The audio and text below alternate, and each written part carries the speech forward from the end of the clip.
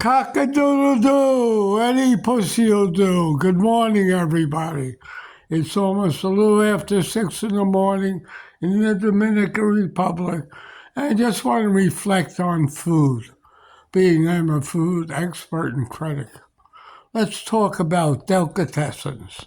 The reason I'm talking about them is every time you put your telephone on, you see pictures of giant pastrami sandwiches and stuff like that. And the reason being is most of these delicatessens that make them are just closing down. The last big one to close was Carnegie Deli in Manhattan. I used to go to Katz's Delicatessen, tell you the truth. When I was a kid, my mother used to give me $2 for lunch, and that was a lot of money those days. I used to go to Katz's, eat like a pig, and have change when I walked out of there. I would always get a brisket of beef sandwich, French fries, a Dr. Brown's cherry soda. Okay? But I used to have change. Now, for that same sandwich and that meal I just told you, is probably $50. People just can't afford it. And there's no reason for Katz's to charge these prices. It's not kosher meat. I mean, it's just regular meat. I don't care kosher, non kosher. But the idea is the sandwiches are giant. And the problem is, I don't want to see the end of delis. And they're slowly declining. If these deli owners only realize all they have to do is give you a sandwich with 4 or 5 slices of meat on the bread and half the fries and a Dr. Brown's cherry soda, you can eat for $12. Okay?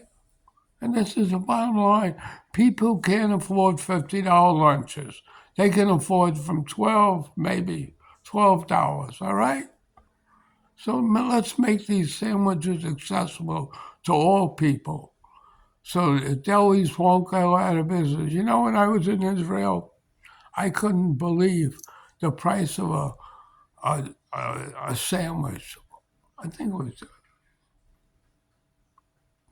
30 or 40 shekels. It was about, no, 110 shekels I paid for a sandwich. That's $30. That's highway robbery.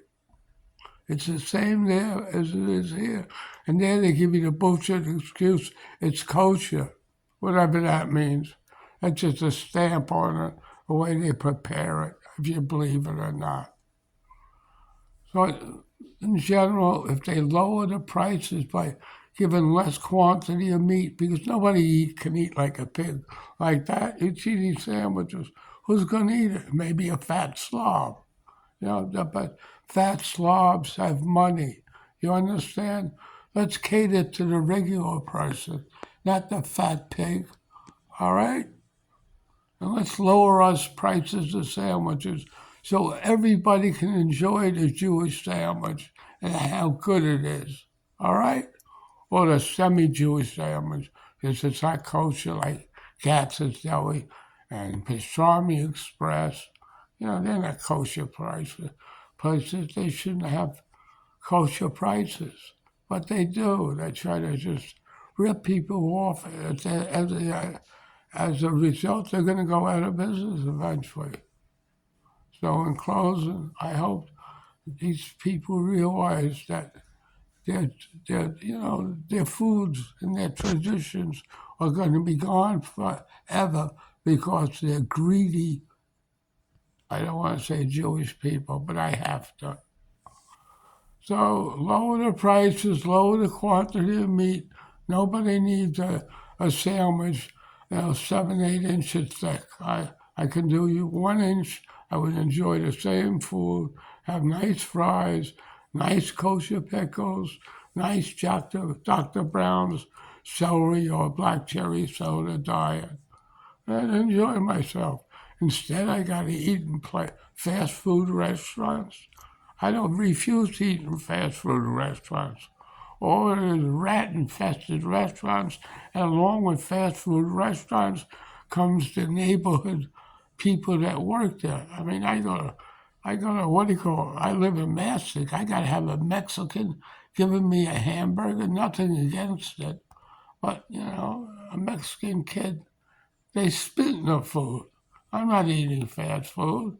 I'd rather have an adult give me the food, not a bunch of kids, all right, that'll make fun of you when you come up and put shit in your food. Who knows?